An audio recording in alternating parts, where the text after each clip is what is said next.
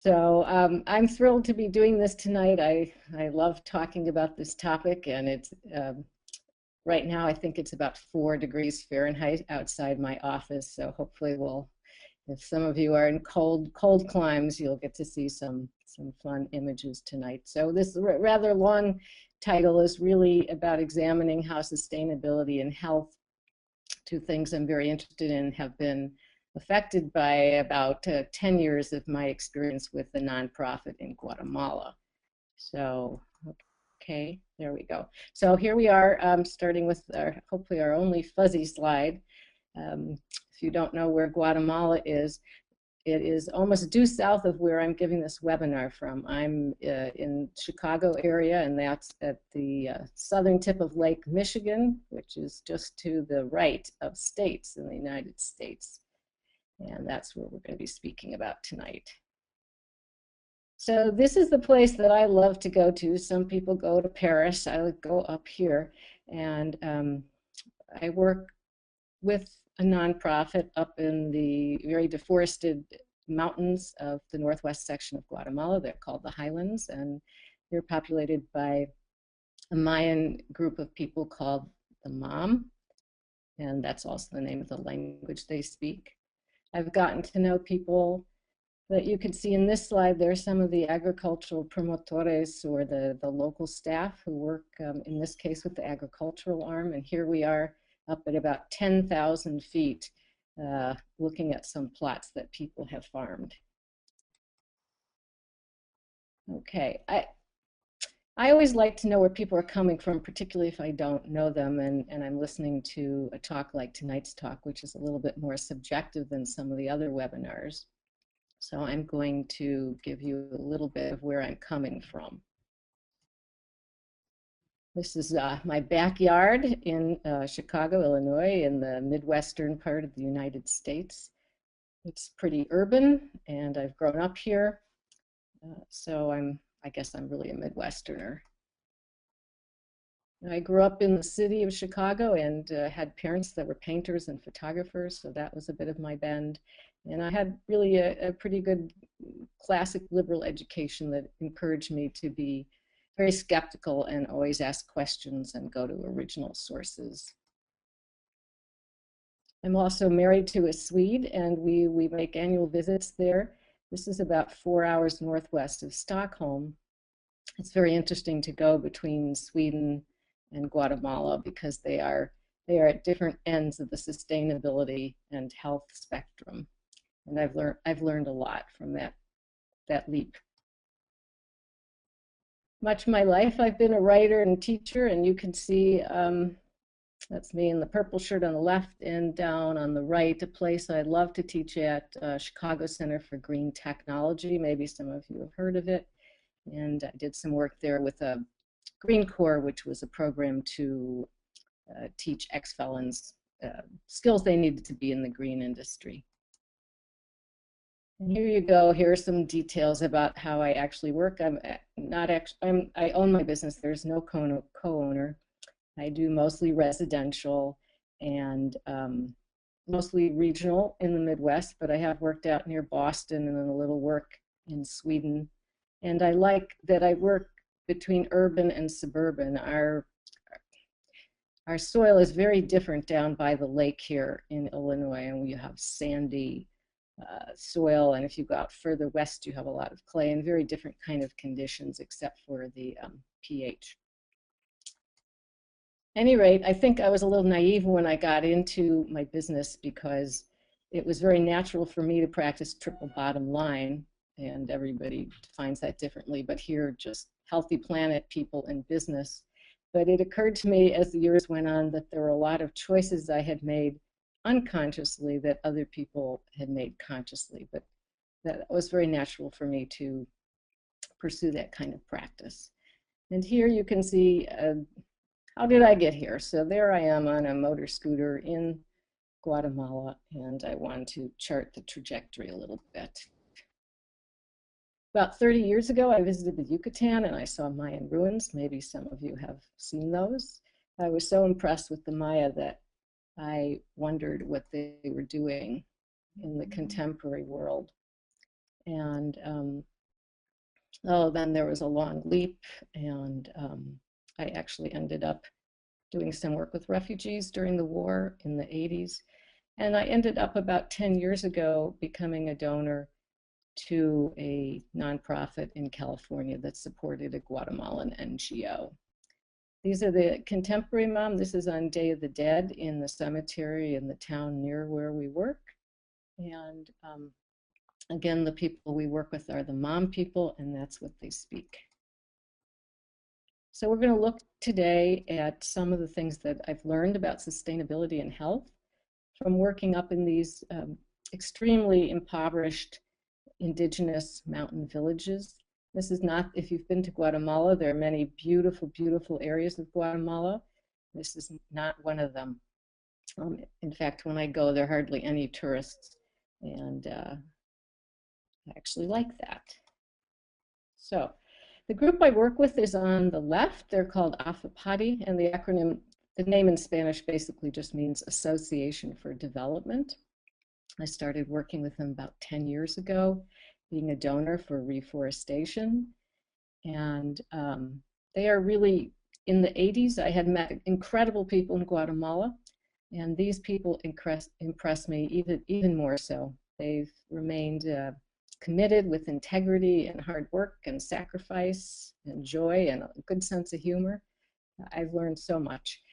After some years as project director for that other nonprofit, I started something called Sustainable Sharing with Guatemala in order to have a more sustainable infrastructure, not only to support AFAPADI, but also to bring sustainable models back and forth across borders.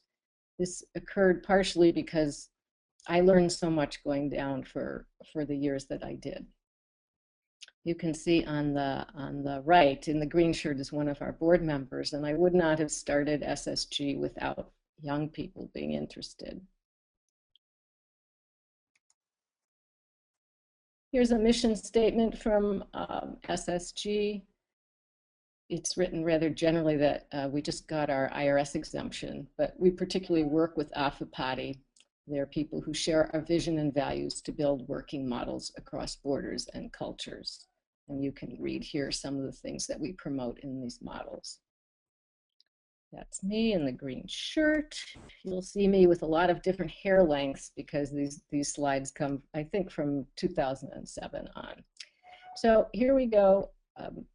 We have to start out by asking, what is sustainability? And I think all of us have not only different definitions, but our definition is changing. For the purposes of tonight's talk, I'm going with this definition here. We make a diverse world that will be here for several generations, used to be 7.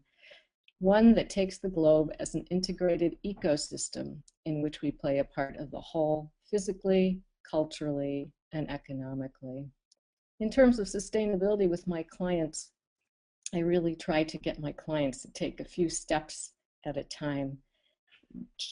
Big change is frightening for most of us, and I found that if I can get clients just to connect with something simple, that will encourage them to go on and get very committed. What is health?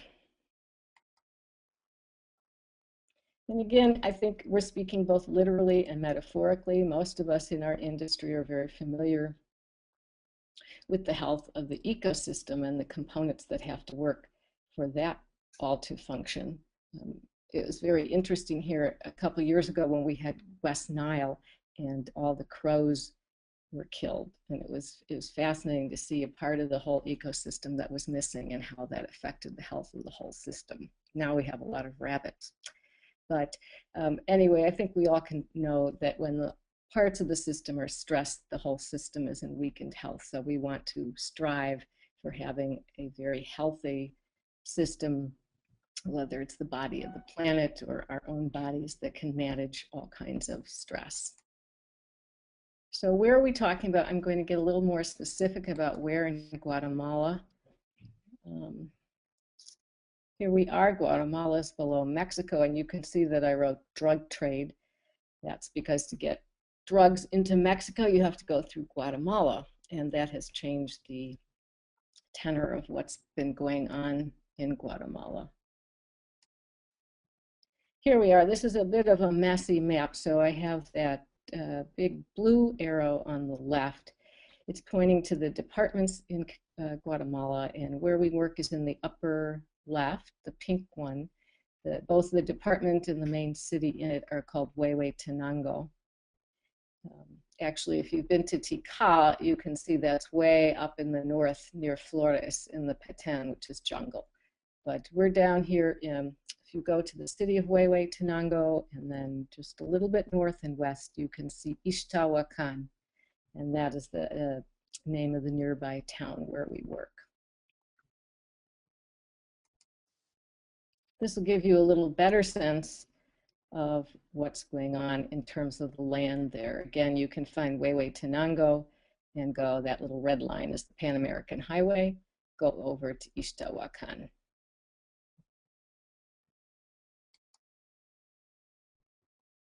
I'm going to speak a little bit now about the conditions there.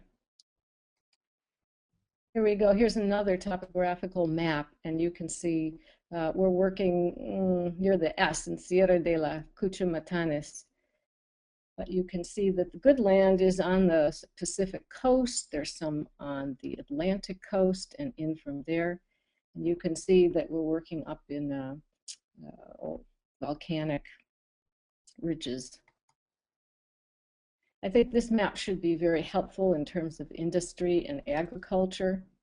You can see very clearly here where it says Huehuetenango, and there are definitions of what's happening in these areas. Basically, Huehue is located in, let's see, that lower brown guide where it says basic subsistence agriculture, mostly corn, with secondary crops of bean and squash, wheat, potatoes, deciduous fruits, and sheep grazing in higher areas. I haven't seen any wheat or potatoes, but I have seen all the others, and people used to live on this combination of the three sisters, corn, beans, and squash. But you can see it is not where the good land is. And one wonders why people are farming up here, and this is one of the villages we work at that's one of the higher villages up at about 10,000 feet. Afapati and SSG work with about a dozen villages. Each village has very different particulars. Some have more land and less water, some have more water and less education. They're all kind of variables depending where on the mountain people are. But in general, the land is not good. People do not have enough really to feed their families. And the history of Guatemala is that it was basically owned by about 7 families for a long time, and then after the war, some things changed. So some of this poor land became available for indigenous people to buy. You can see that little triangle in the middle is one of the people in our program who's been working with Afapati, and they're using organic agriculture and trenching. One of the issues in switching over to organic ag, even though the yields are ultimately higher, you need a year or 2 of transition. And during those first couple of years, your yields aren't so high. So when you have people that are living on the edge in terms of food supply, that's a difficult switch. You can see here some of the soil is just rock. People break this up with machetes by hand and eventually grow in the middle of this rock. One of the other challenges that people's growing plots are very located a great distance away. You might have to spend 3 to 4 hours going to each of them. So you can imagine how much transit that takes. Corn is the absolute crux of the Mayan culture. It's they're not just nutritionally, but spiritually, emotionally, historically. So, but one of these, the combination of being conditioned to eat corn and not having adequate nutrition is a problem. Now here's a slide. When I talked to Lisa earlier, I think I better go into a little more detail than I originally thought. Guatemala is a very unique country in Central America because it is the only one that still has a substantial part of the population, almost half, that's indigenous.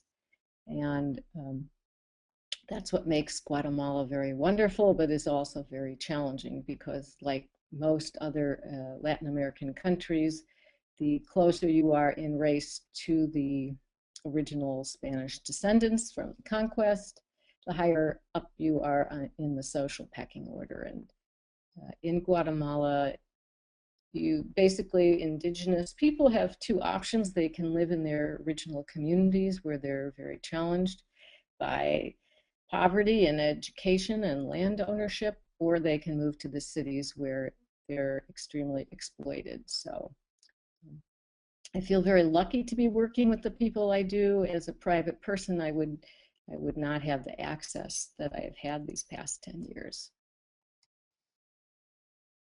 I don't think this slide needs very much explanation on the effects of deforestation. You can see here the tremendous erosion that is happening. And Guatemala, like the rest of us, is experiencing more extreme climate conditions due to climate change. Normally, they have a dry and a rainy season. Let's see, the dry season is from about November through April, May, and then the rains start in May through about October. But of course, the dry season has become more full of drought, and the rainy season has had torrential rains that cause much more erosion with the deforestation. They have a scarce resource, wood, for several reasons. One, because that's what people have been using for fuel, for cooking, and two, because the timber companies have been logging. This is the river down in the town. I should say that Apapati has two offices, one in the city of Quetzaltenango, which is about a 4-hour drive from the villages we work in, and the villages we work in are, the office is located in a village called Casaca, and it is outside of a town, the town of San Ildefonso de Ixtahuacan, where this was taken. You can see this is the river in Ixtahuacan, and garbage is always a big issue. It was very interesting to me to find, after years of going, that the reason people have a different concept of garbage is because people always drop their refuse on the ground, but of course in the past it was natural. It was, you know, maybe a corn husk or a fruit pit. But in our wonderful world of plastic, this is what it looks like there now. As I mentioned before, each village is very different in terms of access to basic amenities, and in particular water. This was quite an extraordinary person, and the village had both water. There's a stream just below the soil there, and they also had sun, so they were able to grow quite a bit there. But most of the villages do not have access to water. Hygiene is limited. You can see this is kind of a typical living space, and at the beginning, I noticed that people were giving vaccines, but they were giving vaccines to their chickens because the chickens were so important in their daily life. Malnutrition is a huge issue there, and as a people, if pregnant women give birth to children that they cannot sustain in terms of nutrition, it of course affects everybody. Now, this slide you'll actually see twice. It contains a lot, I think. Guatemala, as you may or may not know, had a civil war for about 30 years, from the 60s until 1996, one that the US government supported, and we've had quite an entangled history with Guatemala going back to one of the first CIA coups in 1954. But you can see the effects of that war here. The men, many of the men were killed, and their skills went with them, so the women were left in charge of the farming. And consequently, in this, you can see that how the corn is stored before people get silos. There's also a huge effect of migrant labor, and this has taken me years to understand in any kind of meaningful way. The men go to Mexico for about 6 months of the year, and in our project, the decisions have to be made with the men, but they're gone half the time. So that really affects how projects work. Again, when you have a community that has been so impacted by a devastating war and poverty, there are huge effects on health and sustainability. This is taken on a day of a fiesta, or the sort of annual party for the town of San Ildefonso, and the men have been drinking a lot. But what's interesting to me here, I took this picture when I was walking around with the doctor in Afapati, and he said before the war, people would have helped their neighbors if they fell down having had too much to drink. But the social fabric has been so disrupted since the war that people really don't get involved with their neighbors anymore. I should also say that the structure of Afapati, it's been in existence about 20 years and was begun by 3 Guatemalan brothers who are part indigenous, and they're partners. And one of the brothers is a doctor, he's with a nurse. The 2 others were trained as ministers, although I didn't have a clue that there was any religious component for years because it's very ecumenical. And anyway, I think the next slide, I've lost my arrow. There we go. Is for questions. So I don't see any questions in my box, but I don't know if they're going to Riza.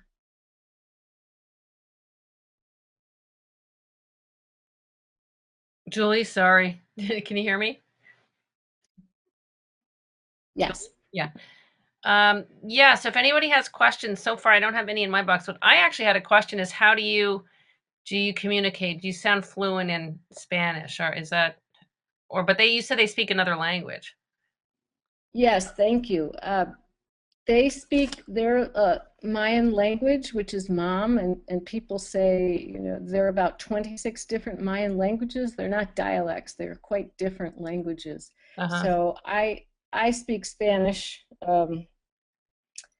self-taught enough to get by for a couple weeks. And so with both of us, Spanish is our second language. So that's pretty easy to speak to the people that speak Spanish. All of the courses, workshops in Afapati are spoken basically, or I shouldn't say all, most of them are spoken in Mam. And Afapati has local promotores that are fluent in Mam, and they're conducting most of the classes, unless the classes are taught by maybe one of those 6 people that I mentioned. Mm-hmm. What about and my other question is, like, what is their take? Because they're indigenous, they've always probably like worked the land and been in their community. So what's their take on kind of foreigners? I can, let's see, only speak to their take on me. Well, you and your group, when you go there, I mean, they must know you by now, but I mean, in general. Right. Well, and I've seen every year there's a different volunteer. Normally you have to work a minimum of 6 months. They're thinking of changing that to a year. So I've seen volunteers they're mostly from Germany, Belgium, and Spain. Mm-hmm. And people are just phenomenally warm and supportive. And, again, if you went by yourself, it's a very traditional culture. And when I'm heading up there, I stop in the city of Antigua, which is near Guatemala City, and it's a very different relationship there between indigenous people and foreigners because it's very commercial. Right, sure. Yeah, I'm very accepted and treated extremely graciously. Wow, that's nice. So we have 2 more questions. So one person says, they're curious how you decided to get involved with an organization like Ofapati and what life experiences led you to Guatemala, landscaping, and your ideas on social justice, which you may get into eventually. So, Oh, okay. Well, quickly, I guess I did when I started studying Spanish in 1984. I walked into a potluck that had a film on the refugee camps in Mexico of Guatemalan refugees, and that was the start of my connection to Guatemala. mm, I visited there in the late 80s, and it's my spiritual home. And then I reconnected in 2004 when I felt that some things in our country were not going in the direction that I would like.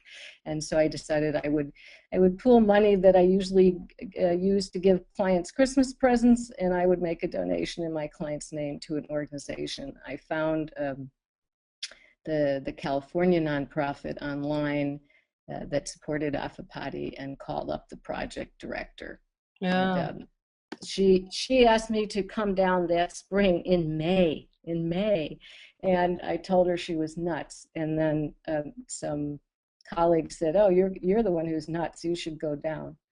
So I did, and the people who ran Afapati said, they told me at that visit, they said, "You can always come whenever you want. This is your home now." Oh, that's nice. So, another question, how much time do you spend there each year? And do you teach seminars or like what's your primary role when you go there? Yes, well, this is what people always ask. Unfortunately, I only can, I'm going down for 3 weeks this year, and I need about a week of travel, so I'll be up in the villages for 2 weeks. I don't actually teach anything. What I'm doing is observing projects that we're funding and seeing how Afapati's strategy has changed. I'm giving feedback on their projects and how what context we're seeing them in and their progress. Mm-hmm. But what I think what's interesting is that I've been going now for 10 years, and some questions take 10 years to answer. It's really a community that you have to just peel the layers back on. Wow. So another question is, how do they get their drinking water? I guess they're up in the mountains. How do they get their drinking water is a good question. Well, normally where people don't have water, there are springs, and people go. I don't know if any of my pictures show, but they're the plastic jugs that the women carry on top of their head. Yeah. Last year when we were there, there was a month less of the rainy season, and the temperatures were 10 degrees higher, and people were running out of water. But basically during the dry season, you just want to have enough water to survive, and you can't really irrigate. There are some communities, that one slide I showed had a stream nearby, so some communities have water, but in others it's very tricky. And in the Kasaka, the village where we stay, there is municipal water, so there is a sink with municipal water So they don't that's capture drinkable. they don't capture water. Like I've been in many communities where they have water capture, so they don't do that. Well, part of what Afapati is working with are various forms of that, Ah, with cisterns and right. Yeah. I'm thinking of the Spanish word, but there's a plastic kind of tank at the top. Yeah. And can you drink the water? I guess the water's can you drink the water? They can They can they can drink it, drink right? Yeah. they can drink it, but they get sick during the rainy season because everything gets so compromised. When I'm Wow. staying up there, we use these third world clay filters. That's a Wow. clay canteen, and that's what I drink. And most of the time I don't get sick, and sometimes I do, and I'm very careful with water, and one never knows. Wow. Okay, another question is, why are the plots separate from where the villagers live? And are the crops damaged by wildlife or bandits? Oh, okay. Well, the plots are far away because the land became available in very irregular ways, Mm, and um, there's just not enough land, so people get it when they have the means or it comes up. mm, Uh, they're bandits. That's interesting. I know Guatemala is known for its violence right now, and some of that is robbing people, but those issues really don't happen in terms of stealing crops. And what was the other question on wildlife? Yeah, no, just how, why are the crops damaged? What damages them? Yeah, I'm is it sorry. like, yeah, how do they get damaged? Well, weather, I Oh, would weather. say. I mean, of course, there is a big, I think it's a pine bark beetle Yeah. infestation now. I just saw it last week out in near San Francisco. I think it's the same pest. So they do Wow. have things like that, but not too much. Okay. Okay, great. Well, let's keep going. There's a few more questions, but we'll see if we have time. Okie dokie. Super. Thank you guys. Yeah, good questions. You'll get everything that I forget to put in, so that's excellent. So here I just wanted to make a quick little section on how the people in Guatemala are not the other. We're all the same. The connections between the developed and the developing world, quote unquote. Here's a picture from on the left from Sweden this Christmas when 4 hours north of Stockholm, we did not have a single snowflake. But this was after that spruce had crashed into an electrical cable and 12 hours of no electricity and water reminded me how much we all depend on infrastructure. It's quite different from Guatemala where there isn't as much infrastructure we work, but we're still dependent on all these things that help us to survive. And there we are on the plain between Greenland and Canada. And I thought that was interesting because it shows the ice breaking up. And of course, there have been many wise people writing about how climate change is changing the planet. I think climate change, of course, has global effects. The picture on the left is from last week, north of San Francisco, Point Reyes. If you've ever been there, they've had their uh, worst drought in about 100 years. And I think pretty soon food prices in the rest of the country are going to bring that home to us. But that won't just affect the United States, of course. That will have wider ramifications. And the image on the right is that image you saw before. I had my aha moment when I went back to Guatemala in 2005 in this area near Huehuetenango where I had not visited since '89. And when I saw this erosion, I had a visceral knowledge that the planet didn't honor man-made borders, and the loss of this forest there was really a loss for all of us. I think it's clear that we're all vulnerable. Just last month, there was the chemical spill that compromised water in Charleston, West Virginia, and I think it's normally the case that profit is usually ahead of regulation, and we're the people caught in between. So we share that. Food security matters. Here's one of the silos that Afapati helps manufacture for the corn storage. But I know in the city of Chicago, we have food deserts and we have plenty of people lining up for soup kitchens and not getting enough to eat.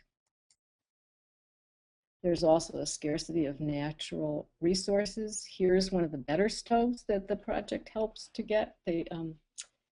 Oh, maybe we might people ask, why don't we use solar? And that's a long answer, but people do change slowly. And so we have these stoves that are better because they conserve fuel and don't use as much. I think here in Chicago, we're near one of the great sources of the world, the best in terms of clean water. But we know that that's going to be interesting down the road when people don't have access. Here we are back in Chicago. This is right in the middle of downtown. And I think it's very clear that the individual stresses on individuals in our system weaken our collective health.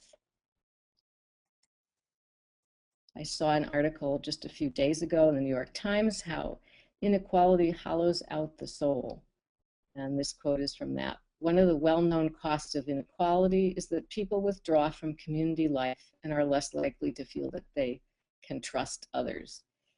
Working in a community that has really had its bonds of trust ripped apart by a brutal war and extreme poverty, I think that's very important. But I wanted to recount something I heard. I've been looking, I cannot find it, But several years ago, I heard a radio show that talked about inequality in terms of life expectancy. And the point was that in countries where the CEO of a corporation makes, let's say, 400 times as much as the worker in that company, as compared to a country where the CEO makes 40 times what the worker makes, the life expectancy of the CEO will be lower in the country where there's more inequality, no matter what access that person at the top has to the best health care. Simply by living in the society that they do with that tremendous inequality brings down people's life expectancy. And I think that's a very telling um, statistic. So here, we're going to go to some of the professional and personal benefits that I've experienced from these 10 years of being connected with Afapati. Here's my banker from my local community bank. She told me that everybody teased her, called her La Princesa because she'd never traveled anywhere she didn't wear high heels. So anyway, you can see she had a great time and really stretched, both physically and mentally and emotionally. I think we share, give, and learn. Here's Wesley, who you've seen before, a board member who's, so to speak, exercising different parts of himself. And, you know, it's a good thing to not always be in charge or be good at something and to start learning how to do things differently. This was amazing. This man, whose face you can't see, was trying to grow peach trees up at 10,000 feet. It's very cold on that side of the mountain, and this is in cloud forest, and it didn't work, but you've got to try. I should say that much of where we work is pine, or was pine oak forest, and then up, I think it's above 9,000 feet, was cloud forest. There's very, very little, but it is quite exciting to drive through some of those oaks and see the epiphytes and the bromeliads. It's just very amazing.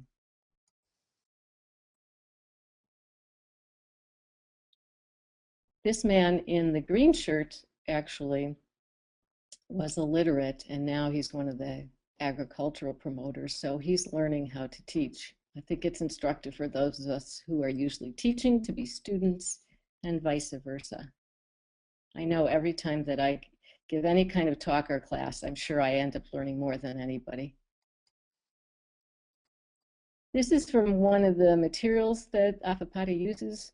Since people are illiterate, a lot of things are done without writing and with games. And I think one of the most memorable experiences for me was a workshop where the nurse told me that people had been asked to count off in groups, 1, 2, 3, in a previous workshop, and it took 2 hours because that was a concept that just was not in their culture. They didn't understand how to count off into group 1, 2, 3 groups. So it always makes me question my assumptions. I think you can form bonds with people and make deep connections through shared experiences. I don't expect everybody to come down and visit the project, but I think there are ways in which we all connect. For me and for the people I've taken down, I think here you can see the mosquito netting. We're just, it's only during the wet season that you have to be protected from insects, and we're pretty much just above the malaria line, so that's not a big deal. But of course, there are the issues with the water and the parasites, and just understanding how people live on a daily basis with primary resources is education. As I said, when I had that aha moment about the forest being decimated and how that affected us all, that really made an impression on me. But I think there's the literal part of it, and there's also the spiritual part of it, and we can't forget that, whatever spirituality means to you. There's a very interesting book by somebody named Marco Pagachnik called Nature Spirits and Elemental Beings, I think published by Findhorn Press. And he's kind of woo-woo and out there, but he not so much so that the city of Berlin The city of Berlin hired him after the wall came down to heal the landscape. So think about that. I think being in this situation has enabled me to get outside my limited perspective. It's quite amazing to work with the Maya, who are a very communal culture, and to connect to something larger and non-hierarchical. At the beginning of every workshop, everybody participates and lights a candle. It's very simple, but very meaningful, because nobody's nobody's more important than anybody else. And I think this is something important that we can learn from the Mayan culture, because our culture is so hierarchical. I'm always freezing here. I'm freezing on some cold concrete floor where people are actually speaking in Mom, so I'm pretty concentrated. I think one of the great gifts of working with this project is that I get perspective, and I'm incredibly grateful for what I have in my business.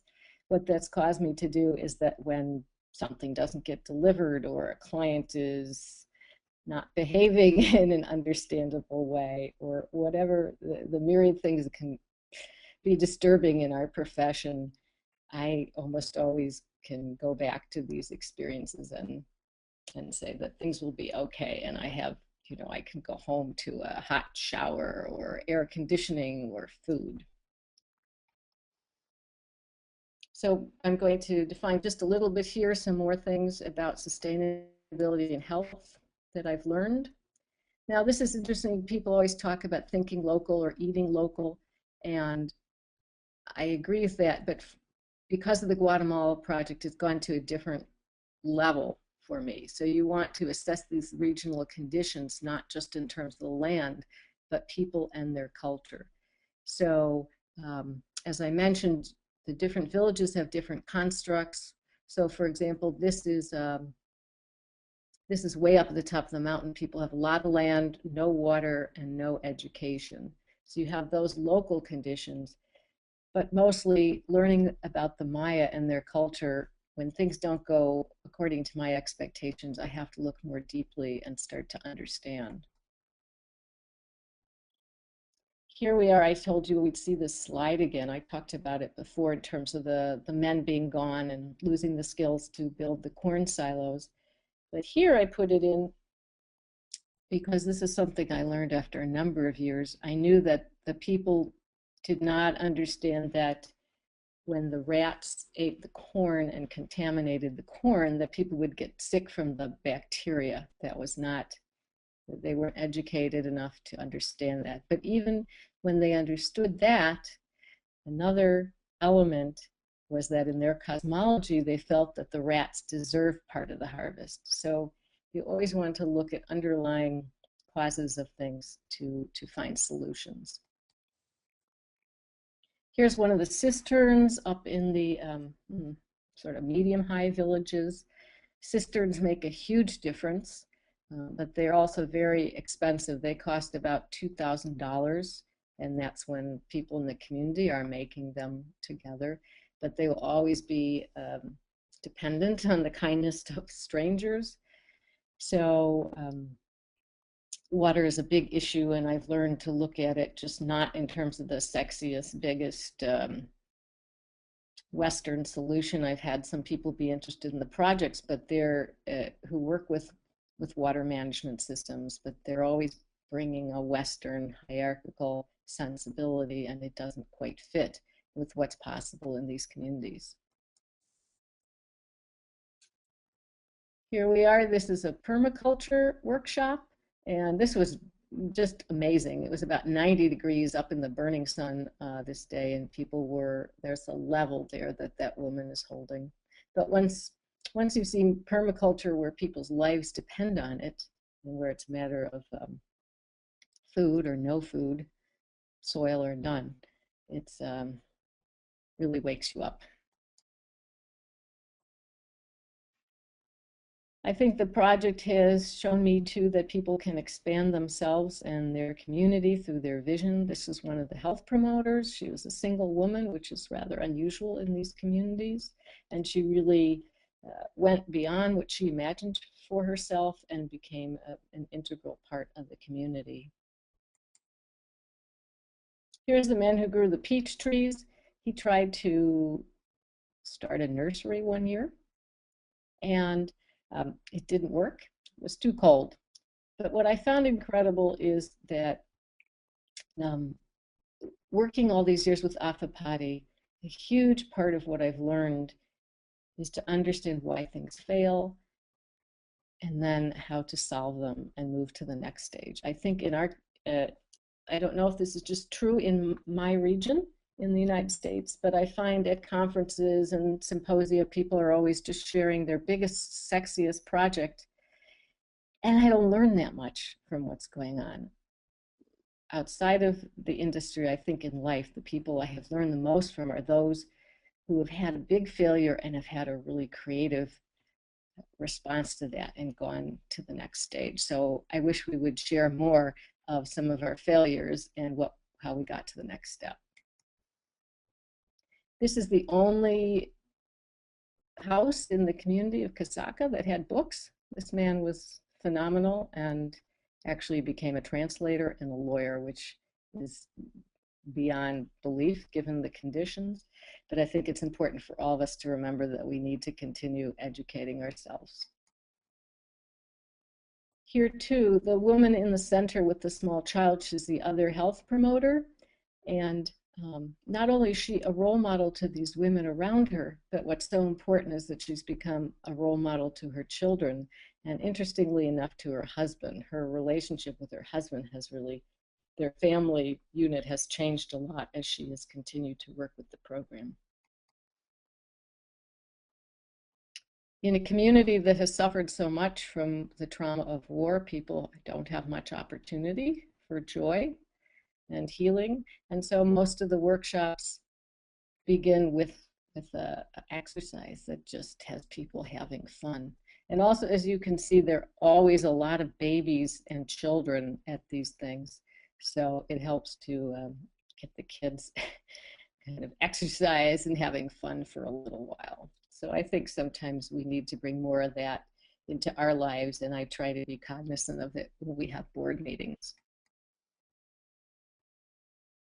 This is during the dry season, and this is actually a garden, one of the agricultural promoters' son's garden. Looks kind of ratty at this time of the year, but I think what's so important here is that he gave his son his own space and the leeway to experiment and make mistakes and have successes and really get to connect with the land so that he would have an investment in it.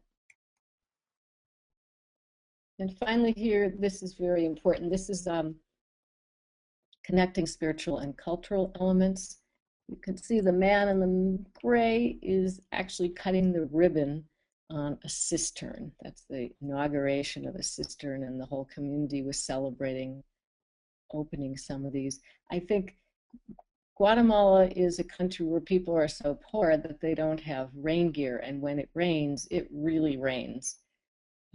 And yet everybody's happy when it rains because they're so connected with the seasons that they celebrate the fact that the rains are returning. I think often in some of our professional groups, we speak about that lack of connection to the land that people have. And perhaps if we made some more spiritual and cultural connections, we'd be okay. I see we're running a little long, so I'm back at questions, and go for it, Riza. Sorry, I just had to unmute myself. It takes me a bit. There's a question, are the local projects all agricultural or about food production? If not, what other projects are there? Oh, well, Afapati works in health education and agriculture. I was originally connected with agriculture, so that's how I worked as the project director for that other nonprofit. But in the last 2-3 years, now that we started SSG, we're working with health education and agriculture. And part of why that made sense to me is that they do such an integrated job of it that it became frustrating to work with the agriculture without the other elements. Mm. And then there's another question: is the land owned communally or by individuals? No, the land is owned by individuals. Okay. In some cases, though, it depends on where you are, but sometimes the water is owned more communally, and they have a water, I don't know, sort of council, municipal council that's deciding about that. Okay, I think that's it. So, all right, so we will zoom through the end. I put in a lot of images, but I'll try to go quickly. So here we are. I'm just trying to share some of the working models that I've learned that could work across borders. Some will be obvious. I think this one, avoiding monoculture and GMOs. When you go to a culture that grew one crop and you see the depletion of the soil and so forth, you see that that is not the wise path. GMOs, that's a whole other thing, and I'll only say that in a culture like this, where people are so impoverished, they can't afford to buy seeds. They've had seeds forever, and it's not time to start. Okay, we know diversity encourages health, whether that's in the land or with people. Compost is really, really important. We talk about that here as well, but up where you have such barren soil, it's absolutely essential. And again, I could do a whole topic on compost, but I won't.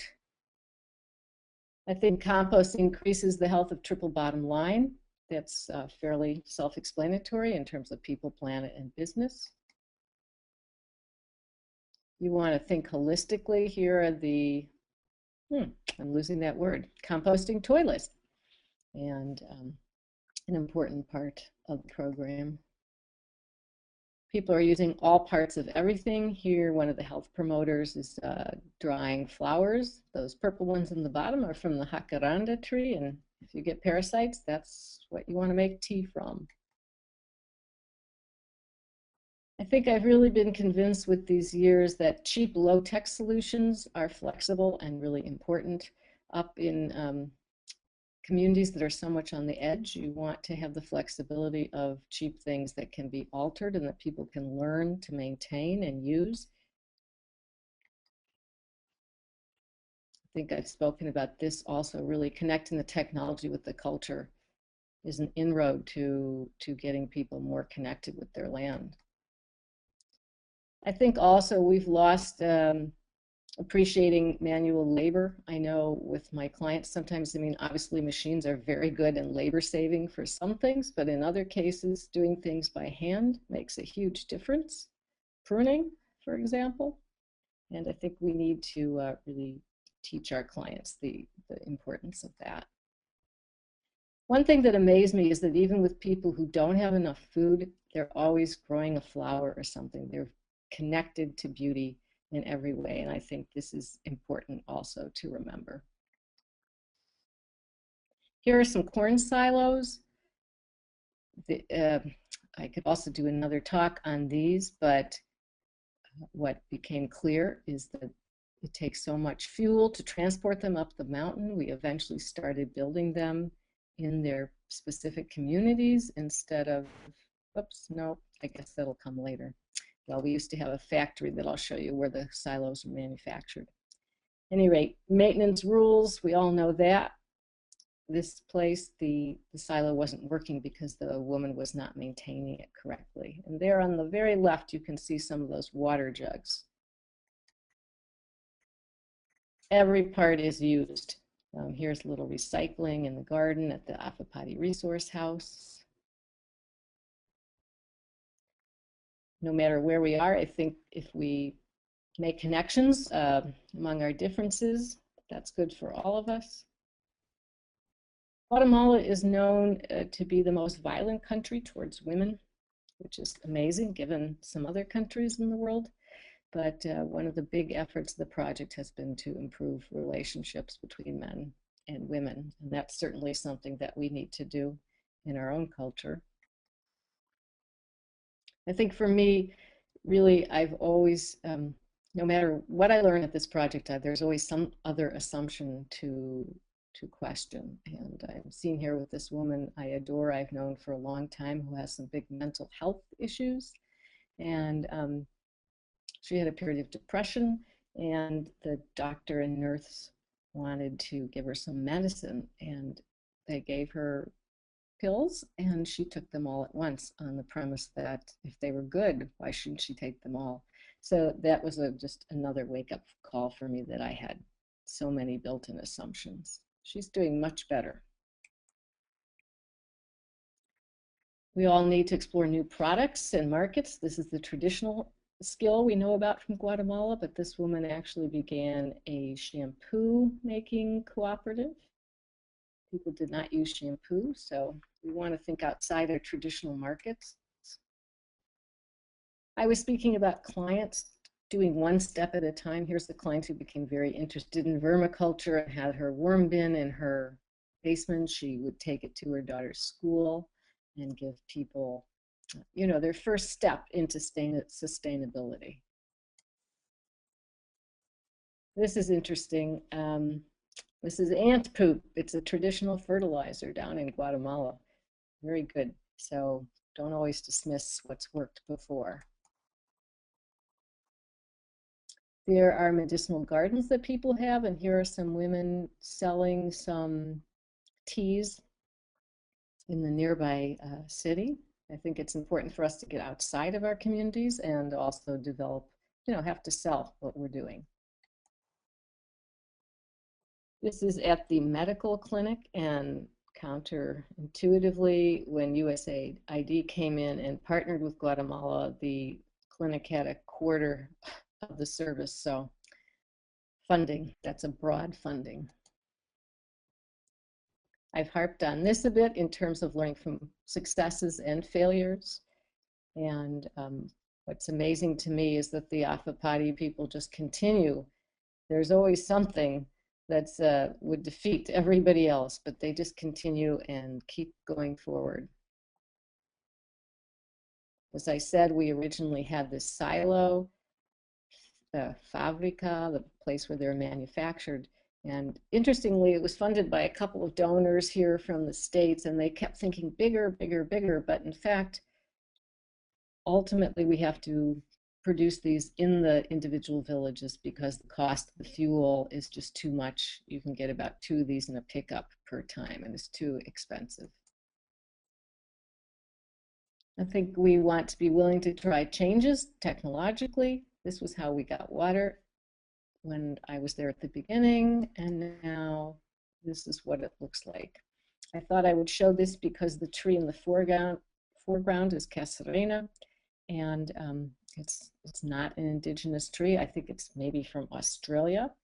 A colleague had worked in Africa, and they used the same tree there in deforested areas because it grows very quickly. So the reforesting is a combination of exotics that work for erosion control, fruit trees, and native trees. This is actually a funny picture in terms of triple bottom line and committing to the long term, sustaining the planet and people, society, and our businesses for the long term.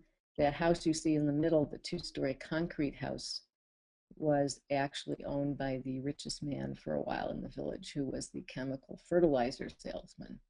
But now that place is empty. He's no longer there. I think it's important to work on something that feels beyond our control, particularly in terms of climate change. Things can seem a little overwhelming. What's this picture? This is some dear friends in Sweden. Their sons are international ski stars, and they're always going down slopes that you can't even look at, let alone ski down. So I think it's important for all of us to have something that gives us the experience of facing something big. I would encourage people just to experiment in both life and in business. Here we are, there's a papaya tree. It wasn't supposed to grow up at the elevation we were at, and it lasted for about a half a dozen years. I would really stress this. These signs here are the only thing that remain of many nonprofit and government organizations. You cannot get people to use and sustain things unless you develop relationships with people and find out their relationship to those things. And that's, I think that's, I understand a little bit about that more in terms of business. We have the luxury of peace, but it's something that I think we want to maintain. It makes life a lot easier. And here's a road up in one of those villages. I think we can expect the road to change, to be very challenging and unpredictable. We know that, for example, with the internet, things haven't gone the way we imagined, and certainly with climate change, who knows what the models will bring to bear. This needs no explanation. Don't forget about laughing. And finally, I just wanted to bring back that connection between developing and developed countries. There's a client of mine we planted last year. This is only about, I don't know, 20% of their lot and half the house. But I think the people here are the same people as in this house and garden. We have very different lives, but we're the same human cloth.